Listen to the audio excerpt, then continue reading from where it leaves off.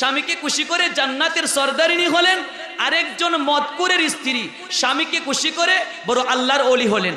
এজন্য মা বোনেরা আপনাদেরকে বলবো, স্বামীর আনুগত্য স্বীকার করেন। আল্লাহ তাআলা কোরআনে কারিমে বলছেন, আল্লাহ তাআলার আদেশ পালন করার জন্য, আল্লাহর আদেশ পালন করা যেমন ফরজ, স্বামীর আদেশ পালন করাও তেমন ফরজ। আল্লাহ তাআলা বলছেন, আর-রিজালু কাওয়ামুনা আলান নিসাই বিমা ফাদ্দালাল্লাহু বা'দুহুম আলা বা'দ ওয়া বিমা আনফাকু মিন আমওয়ালিহিম ফাস-সালিহাতু কানিতাতুন হাফিজাত। ফাস-সালিহাত সতী নারী হলো তারা, কানিতাতুন যারা স্বামীর অনুসরণ করবে, স্বামীর আনুগত্য স্বীকার করবে। কানিতাতুন হাফিজাতুল লিল গায়বি বিমা হাফিজাল্লাহ। আল্লাহর বিধানগুলো যেভাবে হেফাজত করেছে, স্বামীর কাজগুলো সেভাবে হেফাজত করবে। আল্লাহ তাআলা বলেন এরা হলো সতী নারী। চিৎকার দিয়ে বলেন সুবহানাল্লাহ। এরা হলো সতী নারী। এরপরে আল্লাহ তাআলা বলছেন ও সতী নারী। সতী নারীর কথা বললেন, এবার অসতী নারীর পরিচয় দিচ্ছেন। আল্লাহ তাআলা বলেন, ওয়াল্লাতি তাখাফুনা নুশুজাহুন্না ফাইজুহুন্না ওয়াহজুরুহুন্না ফিল মাদাজি'i ওয়াদরিবুহুন্না। আল্লাহ তাআলা বলছেন এ পুরুষেরা, ওয়াল্লাতি তাখাফুনা, তোমরা যারা ভয় করো তোমাদের স্ত্রীদেরকে, নুশুজাহুন্না, তারা নুশুজা হয়ে গেছে, অবাধ্য হয়ে গেছে, স্বামীর কথা মানে না, স্বামীর কথা শোনে না, কয় থাকবো না আর বন্ধ করে দেখবো আবার জগৎ ঘুরে, আছে কিনা নাই? স্বামীর কথা মানে না, এই সমস্ত নারী হলো অসতী নারী। আল্লাহ তাআলা বলছেন এই অসতী নারীকে সঠিক পথে আনার জন্য তোমরা তিনটা পন্থা অবলম্বন করবে। এক নম্বরে আল্লাহ বলেন ফাইজুহুন্না, স্ত্রী যদি অবাধ্য হয়ে যায়, এক নম্বরে তুমি তাকে উপদেশ দাও, ওয়াজ করো। চিৎকার দিয়ে বলেন সুবহানাল্লাহ। স্ত্রীকে যদি অবাধ্য হয়ে যায়, আপনার কথা না শুনে, স্বামীর কথা না শুনে, এক নাম্বার মিশন হলো তাকে নসিহত করেন, ওয়াজ করেন যে আল্লাহ তাআলা তার বিধান যেভাবে তোমার উপর ফরজ করেছেন, আমার দায়িত্বগুলো পালন করাও তেমন ফরজ করেছেন। এক নম্বরে ওয়াজ করলেন। কিছু মহিলা আছে, আপনি ওয়াজ একটা করলে মহিলায় করে আর তিনটা, কি বলেন আছে কিনা নাই? স্বামী এক কথা কইলে আরো তিনটা বলে, এমন আছে কিনা নাই? আল্লাহ তাআলা বলেন ফাইজুহুন্না, ও স্বামীরা এক নম্বরে ওয়াজ করো। ওয়াজ করলা, আওয়াজে কাজ হয় নাই, আল্লাহ তাআলা বলেন ওয়াহজুরুহুন্না ফিল মাদাজি'i, বিছানা তরক করো। একসাথে স্ত্রীর সাথে ঘুমাইবা না। যদি মানুষের জাত হয়, মনে মনে অনুশোচনা আসবে, আহারে বিবাহের পর থেকে স্বামীর সাথে এক খাটে ঘুমাইলাম, আজকে আমার অপরাধের কারণে স্বামী রাগ করে অন্য বিছানায় ঘুমায়, মনে কষ্ট আসবে, সঠিক পথে আসতে পারে। আল্লাহ তাআলা বলছেন এর পরেও যদি না আসে, অযরিবুহুন্না, তিন নাম্বার মিশন চালু করো। তিন নাম্বার মিশন কি? আল্লাহ বলেন তুমি তাকে প্রহার করো। স্বামী স্ত্রীকে প্রহার করবে। এখন কইবেন হুজুর, বর্তমানে এই বাংলাদেশের মধ্যে সবচেয়ে বড় কেস হলো যুদ্ধ অপরাধের কেস, এর পরের স্থানই হলো নারী নির্যাতনের কেস, কি বলেন ঠিক কিনা বেটি? হুজুর আল্লাহর কোরআনের কথা মান্য আমরা নারী নির্যাতন কইরা জেলে যামু? আল্লাহ বলেন না না বান্দা, জেলে যেতে হবে না, প্রহার করার জন্য শর্ত আছে। কি বলেন, কি আছে? শর্ত আছে, 4টা শর্ত। কয়টা শর্ত? স্বামী স্ত্রীকে প্রহার করলে 4টা শর্ত। এক নাম্বার শর্ত হলো যে স্বামী তার নিয়ত করবে আমার স্ত্রীকে সঠিক পথে আনার জন্য আমি তাকে প্রহার করতেছি, মারতেছি। 2 নাম্বার শর্ত, চেহারায় প্রহার করা যাবে না, মুখে আঘাত করা যাবে না। 3 নাম্বার শর্ত, লাঠি হবে অর্ধ হাত লম্বা, অর্থাৎ মিসওয়াকের মতো লম্বা। চিৎকার দিয়ে বলেন সুবহানাল্লাহ। 4 নাম্বার হলো যে কোনো জায়গায় আঘাত করে ক্ষত করতে পারবে না, আঘাত করে দাগ লাগাইতে পারবে না। আচ্ছা বলেন, এই 4 শর্ত পালন করে কোনো ব্যক্তি যদি তার স্ত্রীকে প্রহার করে, নারী নির্যাতনের কেস হইব? বলেন কেস হইব? কেস হবে না। স্ত্রী যখন আদালতে মামলা নিয়ে যাবেন, মামলা যারা গ্রহণ করে তারা বলবে যে তুমি আসছো কেন? কয় আমার স্বামী মারছে। মারছে কোথায়? কয় দাগ নাই। দাগ নাই তো কের কেস? কি বলেন ঠিক কিনা? সুতরাং আল্লাহ তাআলা বলছেন তুমি তোমার স্ত্রীকে প্রহার করলে, আমি আল্লাহর বিধান পালন করে প্রহার করলে তোমাকে জেলে যেতে হবে না।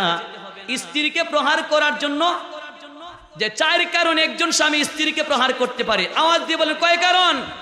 এর প্রত্যেকটা স্বামীর মুখস্থ করা উচিত। চার কারণে একজন স্ত্রীকে স্বামী প্রহার করতে পারবে। এক নাম্বার কারণ হলো যে স্বামী চায় স্ত্রীকে সাজসজ্জা করতে, সে যে গুছে তাকে, কিন্তু স্ত্রী তাকে না। এমন মহিলা আছে কিনা? নাই। যে স্বামীর কথা মানে না, এই উলুঙ্গা জুলুঙ্গা হয়ে থাকে, আর মনে মনে স্বামী বলে আরে অমুকের স্ত্রী কত সুন্দর, আর আমার স্ত্রীর কি কাল্যা বুত, কে বলেন, বলে কিনা? কেন? যে সাজগুজ করে না। এক নাম্বার, স্ত্রীকে স্বামী সাজগুজ করতে চায়, স্ত্রী যদি সাজগুজ না করে স্বামী তাকে প্রহার করতে পারবে।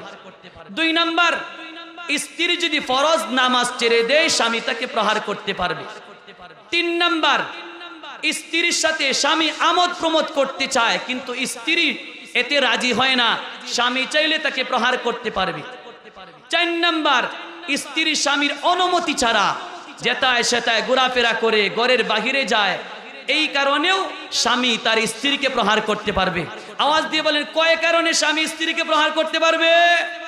আরো জোরে। চার কারণ। বলে কয় কারণ? চার কারণ। এক নাম্বার, স্বামী চায় স্ত্রী সাজগুজ করুক, স্ত্রী যদি না করে। দুই নাম্বার, স্ত্রী যদি ফরজ নামাজ ছেড়ে দেয়। তিন নাম্বার, স্ত্রীর সাথে স্বামী আমোদ প্রমোদ করতে চায়, স্ত্রী যদি রাজি না হয়।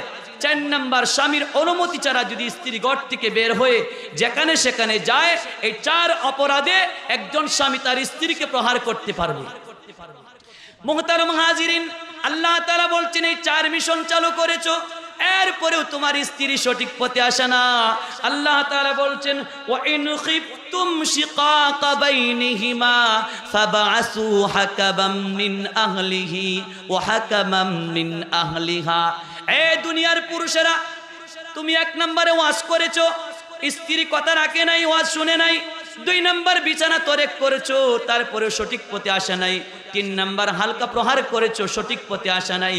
আল্লাহ বলেন, ওয়া ইন খিফতুম শিকাকা বাইনিহিমা, যদি তার অবাধ্য হওয়ার ভয় করো, মানে এখন আর সংসার করার মতো না, আল্লাহ তাআলা বলছেন তাহলে ওয়া ইন খিফতুম শিকাকা বাইনিহিমা ফাবআসু হাকামান মিন আহলিহি ওয়া হাকামান মিন আহলিহা। তাহলে স্বামীর পক্ষ থেকে একজন বিচারক নির্ধারণ করো, স্ত্রীর পক্ষ থেকে আরেকজন বিচারক নির্ধারণ করো। এই দুই বিচারকে যাচাই বাছাই করবে দোষ কার, কার দোষ কম, কার দোষ বেশি। এই বিচারকরা যাচাই বাছাই করে এরা যদি ফয়সালা করে, আল্লাহ তাআলা বলেন, ইউরিদা ইসলাহাই ইউওয়াফিকিল্লাহু বাইনাহুমা। এই দুই বিচারক যদি বিচার করে দেয়, সংশোধন করে দেয়, আমি আল্লাহ স্বামী আর স্ত্রীকে মানার তৌফিক দেব। চিৎকার দিয়ে বলেন সুবহানাল্লাহ। আমার মা বোনেরা, কুরআনুল কারীমে আল্লাহ তাআলা সুন্দর ফয়সালা দিয়েছেন, কিন্তু বর্তমান জামানায় দাম্পত্য জীবন এত নোংরা হয়েছে, একজন স্বামী মোটেও শান্তি পায় না। কি বলেন, ঠিক কিনা বেঠিক? আল্লাহর পয়গম্বর বলেছেন, আদ-দুনিয়া কুল্লুহা মাতাউন ওয়া খায়রু মাতাঈদ দুনিয়া আল মারআতুস সালিহা। নবীজি বললেন, পুরা দুনিয়া, গোটা পৃথিবীর সমস্ত সৃষ্টিই হলো একজন মানুষের উপভোগের বিষয়। এর মধ্যে সবচেয়ে বড় উপভোগের বিষয় হলো একজন সতী নারী। চিৎকার দিয়ে বলেন সুবহানাল্লাহ। আপনার একজন সতী স্ত্রী আছে, আপনার রাজত্ব নাই, আল্লাহ বলেন তুমি বড় সুখী। কে বলেন, ঠিক কিনা? প্রধানমন্ত্রী কি হলে কি হবে? যদি স্ত্রীর কাছে যাইলে স্ত্রী বেজার থাকে, শান্তি আছে? অনেক অর্থ সম্পদের অধিকারীরা আর শান্তি নাই। কে বলেন, ঠিক কিনা বেটি? এজন্য মা বোনেরা, কান দিয়ে শুনেন, আপনাদেরকে বলছি, আল্লাহর পয়গম্বর বলছেন, যে মহিলাই চারটা কাজ করবে, এই মহিলা জান্নাতের যে কোনো দরজা দিয়ে ঢুকতে চাইবে, আমি আল্লাহ তাকে এই জান্নাতের যে কোনো দরজা দিয়ে ঢোকার পারমিশন দেব। চিৎকার দেব সুবহানাল্লাহ। আল্লাহর পয়গম্বর বলছেন, আল মারআতুস সালিহাতু, আল্লাহর পয়গম্বর বলেন, আল মারআতু ইদা সাল্লাত খামসাহা, একজন মহিলা যখন সে 5 ওয়াক্ত নামাজ পড়বে, ওয়া সামাত শাহরাহা, রমজান মাসে রোজা পালন করবে, ওয়া আহসানাত ফারজাহা, লজ্জাস্থানকে হেফাজত করবে, ওয়া আতাআত বালাহা, তার স্বামীর আনুগত্য স্বীকার করবে, নবীজি বলেন, ফালতাদখুল মিন আইয়ি আবওয়াবিল জান্নাতি শাআত। আল্লাহর পয়গম্বর বলেন, এই চারটা কাজ যে নারী করবে, তার জন্য জান্নাতের 8টি দরজা খুলে দেওয়া হবে। চিৎকার করে সুবহানাল্লাহ। ওই নারী জান্নাতের যে কোনো দরজা দিয়ে জান্নাতে প্রবেশ করতে পারবে। এজন্যই মা বোনদেরকে আমি বলি, মা বোনদের জান্নাতে যাওয়ার বাইপাস রাস্তা হলো 1 নম্বরে নামাজ পড়া, 2 নম্বরে রোজা রাখা, 3 নম্বরে লজ্জাস্থানের হেফাজত করা, 4 নম্বরে স্বামীর আনুগত্য স্বীকার করা। এই 4 কাজ যে নারী করবে ওই নারী বাইপাসে জান্নাতে চলে যাবে। সুবহানাল্লাহ। নামাজের কথা বলি, মুহতারাম হাজিরিন, অনেক মা বোনেরা নামাজ পড়ে না। কেন? যে ছোট বাচ্চা প্রস্রাব করে দিছে, কিভাবে নামাজ পড়ে? আল্লাহ তাআলা ছাড় দিয়েছেন, ছোট্ট বাচ্চা প্রস্রাব করে দিলে এই বাচ্চার প্রস্রাব পরিষ্কার পারলে তুমি যদি পারো তাহলে এটা একটু পানি দিয়ে মুছে দাও, তোমার জন্য আল্লাহ তাআলা নামাজ পড়া জায়েজ করে দিয়েছেন। চিৎকার দিয়ে বলেন সুবহানাল্লাহ। 1 নম্বর বিধান মহিলাদের নামাজ। মহিলাদের বাইপাসে জান্নাতে যাওয়ার 1 নম্বর মিশন হলো নামাজ। এই নামাজ এমন একটা বিধান, মুহতারাম হাজিরিন, নামাজের কথা বলতে গেলে বলতে হয় আল্লাহ তাআলা সব বিধানগুলো জিবরাইলের মাধ্যমে পৃথিবীর জমিনে নাজিল করেছেন। জিবরাইলকে বললেন, হে জিবরাইল, আমার হাবিবের কাছে জাকাতের বিধান দিয়ে আসো, আমার হাবিবের কাছে রোজার বিধান দিয়ে আসো, আমার হাবিবের কাছে পর্দার বিধান দিয়ে আসো। কিন্তু নামাজের বেলায় বলেন নাই, যা জিবরাইল আমার হাবিবের কাছে নামাজ দিয়ে আসো। আল্লাহ বলেন, না না, আমি আল্লাহ নামাজ এভাবে দেব না নবী, আপনি আমি আল্লাহর আরশে আসেন, আমি আল্লাহর মেহমান হবেন, আমি আল্লাহ আপনার সাথে কথা বলবো, এরপরে আমি আল্লাহ এই নামাজ উপহার দিব। চিৎকার দিয়ে বলেন সুবহানাল্লাহ। আল্লাহু আকবার। যে বছর নামাজ নাজিল হয়েছিল, নামাজ ফরজ হয়েছিল, এই বছরকে বলা হয় আম্মাতুল হুজুন। হুজুন মানে চিন্তা, চিন্তার বছর, চিন্তার বছর, টেনশনের বছর। কিসের চিন্তা? আমরা জানি আমাদের নবী যখন কালিমার দাওয়াত দিচ্ছিলেন মক্কা শরীফে, দুনিয়ার সব মানুষ নবীজির শত্রু ছিলেন। কি বলুন, ঠিক কিনা বেটি? এই শত্রুকে পাহারাদারি করেছিলেন 2 জন মানুষ, একজন মহিলা একজন পুরুষ। পুরুষদের মধ্যে ওনার নাম হলো ওনার চাচা হযরত আবু তালেব। আবু তালেব পুরুষ, তিনি বাহিরের যত বিপদ আপদ আসতো তিনি টেগেল দিতেন, আর ভিতরের যত বিপদ আসতো হযরতে খাদিজাতুল কুবরা রাদিয়াল্লাহু তাআলা আনহা তিনি এগুলো মিটাইতেন। তো এই বছরে হযরতে বিশ্বনবী সাল্লাল্লাহু আলাইহি ওয়াসাল্লামের চাচা আবু তালেব মৃত্যুবরণ করলেন। এদিক দিয়ে ওনার স্ত্রী খাদিজাও মৃত্যুবরণ করলেন। উনি তো ভারাক্রান্ত, টেনশন করতেছেন। আল্লাহ তাআলা বলেন, পয়গম্বর আপনি বড় পেরেশান, আপনি বড় চিন্তিত, আপনি বড় পেরেশান। আপনার চাচা মৃত্যুবরণ করেছে, বাহির থেকে বিপদ আসলে আপনাকে ফিরাইতে পারবে না কেহ। ঘরের ভিতরে বিপদ আসলে আপনার স্ত্রী আপনাকে সান্ত্বনা দিত। আপনার স্ত্রী মৃত্যুবরণ করেছে, আপনি বড় পেরেশান, আপনি কষ্ট করতেছেন, আপনার মনে বড় কষ্ট। ইয়া রাসূলুল্লাহ, ইয়া হাবিবাল্লাহ, আমি আল্লাহর আরশে আপনি আসেন, আমি আল্লাহর মেহমান হবেন আপনি, আমি আল্লাহ আপনার সাথে কথা বলবো, আমি আল্লাহ আপনার সাথে কথা বললে আপনার অন্তর পরিষ্কার ঠান্ডা হয়ে যাবে। সুবহানাল্লাহ। নবীজিকে আল্লাহ তাআলা ডাকলেন। নবীজি গেলেন মেরাজে। লম্বা ঘটনা, সব বলার সময় নেই। নবীজি যখন মেরাজে গেলেন, মেরাজে যখন নবীজি গেলেন, আল্লাহ তাআলা জিগাইলেন। মাশাআল্লাহ, আমাদের মেহমান চলে এসেছেন, আমরা সকলে বলি নারায়ে তাকবীর, নারায়ে তাকবীর। মুহতারাম হাজিরিন, নবীজি সাল্লাল্লাহু আলাইহি ওয়াসাল্লাম আল্লাহর সাথে সাক্ষাৎ করার জন্য আরশে গেলেন। আল্লাহ তাআলার সাথে সাক্ষাৎ করার জন্য আরশে গেলেন। আওয়াজ দিয়ে বলেন, কোথায় গেলেন? আল্লাহর পয়গম্বর আরশে গেলেন। আল্লাহ তাআলা জিজ্ঞাসা করলেন, ও হাবিব আমার, আপনি তো আমার বন্ধু, আপনি তো আমার হাবিব, আপনি জমিন থেকে আমি আল্লাহর দরবারে আসছেন। বন্ধুর কাছে বন্ধু যাইলে উপহার নিয়ে যায়, হাদিয়া নিয়ে যায়। আপনি নবী আমার জন্য কি হাদিয়া নিয়ে আসলেন? আল্লাহর পয়গম্বর বলেন, ও আমার রব, আমি কি হাদিয়া নিয়ে আসবো? দুনিয়ার সকল সৃষ্টিগুলো আপনি সৃষ্টি করেছেন, আপনার জিনিস আপনাকে হাদিয়া দিলে তো হাদিয়া হয় না। তবে আল্লাহ, আমি খালি হাতে আসি নাই, আপনার জন্য হাদিয়া নিয়ে এসেছি। চিৎকার দিয়ে বলেন সুবহানাল্লাহ। আল্লাহ বলেন, কি হাদিয়া নিয়ে আসলেন? নবীজি বললেন, আল্লাহ, আমার 1 নম্বর হাদিয়া আত-তাহিয়াতু। ও আল্লাহ, আপনার জন্য তাহিয়াত নিয়ে এসেছি। চিৎকার দিয়ে বলেন সুবহানাল্লাহ। 2 নম্বর ওয়াত-তাইয়িবাত, 2 নম্বর তাইয়িবাত হাদিয়া নিয়ে এসেছি। 4 নম্বর ওয়াস-সালাওয়াত। নবীজি আল্লাহ তাআলাকে বলেন, আল্লাহ, আমি সালাওয়াত হাদিয়া নিয়ে এসেছি। তাহিয়াত মানে মৌখিক যত প্রশংসা সব আপনার জন্য, সালাওয়াত মানে দৈহিক যত ইবাদত সব আপনার জন্য।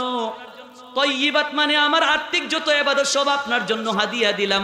আল্লাহ বলেন নবী আপনি আমাকে 3টা হাদিয়া দিলেন, আপনাকে হাদিয়া না দিলে এটা হয় না। আল্লাহ তাআলা বলেন আসসালামু আলাইকা, ও নবী আমি আল্লাহ আপনাকে হাদিয়া দিচ্ছি। 1 নাম্বার হাদিয়া আসসালামু আলাইকা। 2 নাম্বার ওয়া রাহমাতুল্লাহি, আমি আল্লাহর পক্ষ থেকে রহমত, অত-তয়্যিবাত। 2 নাম্বার আমি আল্লাহর থেকে পবিত্রতা। আসসালামু আলাইকা 1 নাম্বার, ওয়া রাহমাতুল্লাহি 2 নাম্বার, ওয়া বারাকাতু 3 নাম্বার। সালাম রহমত বরকত এই 3টা হাদিয়া নবীকে দিলেন। নবীজি হাদিয়া পায়ও বেজার, সন্তুষ্ট হন না। আল্লাহ তাআলা বলেন পয়গম্বর আপনাকে 3টা হাদিয়া দিলাম, আপনি খুশি হলেন না, কারণ কি? আল্লাহর পয়গম্বর বলেন আল্লাহ আপনি আমাকে হাদিয়া দিয়েছেন, আমার এতিম উম্মতেরা জমিনে আছে, এরা যে হাদিয়া পাই নাই এজন্য আমি খুশি হতে পারি না। আমার উম্মতকে তো দিলেন না। আল্লাহ তাআলা বলেন আসসালামু আলাইনা ওয়া আলা ইবাদিল্লাহিস সালিহিন। ও নবী আপনার উম্মত 2 প্রকার, এক প্রকার গুনাহগার আর এক প্রকার নেককার। আমি আল্লাহ আপনার গুনাহগার উম্মতকে হাদিয়া দিলাম আসসালামু আলাইনা। 2 নাম্বার আপনার নেককার উম্মতদেরকে হাদিয়া দিলাম ওয়া আলা ইবাদিল্লাহিস সালিহিন। আল্লাহু আকবার। নবীজি হাদিয়া পায়া বড় খুশি। আল্লাহ তাআলার সাথে নবীজি কথা বললেন এবার চলে আসবেন। মুসাফির সফরে যায়, যখন বাড়ির কথা মনে হয় তখন চিন্তা হয় আমার স্ত্রী আমার সন্তান নাতি আছে, এদের জন্য কিছু হাদিয়া নিয়ে যাওয়ার দরকার। তাফসীরে কাবীরে লেখেন নবী চলে আসবেন, এখন আল্লাহ যে হাদিয়া দিচ্ছে না। আল্লাহ তাআলা বলেন নবী আপনাকে হাদিয়া দিচ্ছি 50 ওয়াক্ত নামাজ আপনার উম্মতের জন্য। চিৎকার দিয়ে বলেন সুবহানাল্লাহ। নবীজি 50 ওয়াক্ত নামাজ পায়া খুব খুশি হয়ে নিচের দিকে আসতেছেন। পয়গম্বর মুসার সাথে সাক্ষাৎ হলো। মুসা পয়গম্বরে বলেন আল্লাহ আপনাকে কি দিচ্ছে হাদিয়া? বলে 50 ওয়াক্ত নামাজ। মুসা বলেন আমার উম্মতের আরো কম নামাজ ছিল, আমি তাজরাবা চেষ্টা করে দেখেছি, এরা পারে নাই, আপনার উম্মত এত নামাজ পারবে না, কমায় আনেন। নবীজি আবার গেলেন 5 ওয়াক্ত কমাইলেন, আবার গেলেন 5 ওয়াক্ত কমাইলেন। এভাবে নবীজি 9 বার গেলেন, 5 ওয়াক্ত করে কমাইলেন।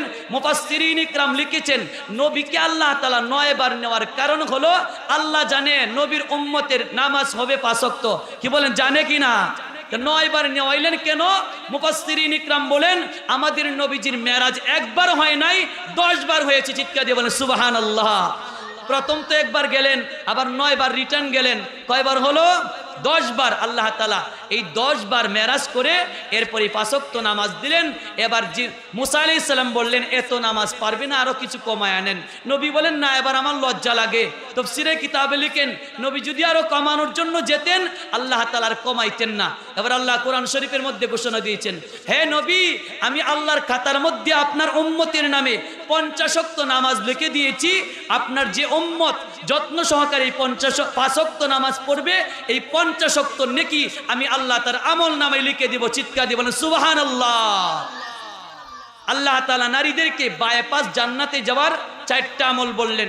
1 নাম্বার নামাজ, 2 নম্বরে রমজানের রোজা, 3 নম্বরে লজ্জাস্থানের হেফাজত, 4 নম্বরে স্বামীর আদেশ পালন করা। এই 4 কাজ যে নারী করবে আল্লাহর রাসূল বলেন এই নারী বাইপাসে জান্নাতে চলে যাবে। আল্লাহ তাআলা আমাদের সকলকেই এই কথার উপর আমল করার তৌফিক দান করেন, আমিন। হাযা ওয়া আখিরু দাওয়ানা আনিল হামদুলিল্লাহি রাব্বিল আলামিন ওয়াসসালাতু ওয়াসসালামু আলাইকা সাইয়্যিদুল মুরসালিন। আসসালামু আলাইকুম ওয়া রাহমাতুল্লাহি ওয়া বারাকাতুহু।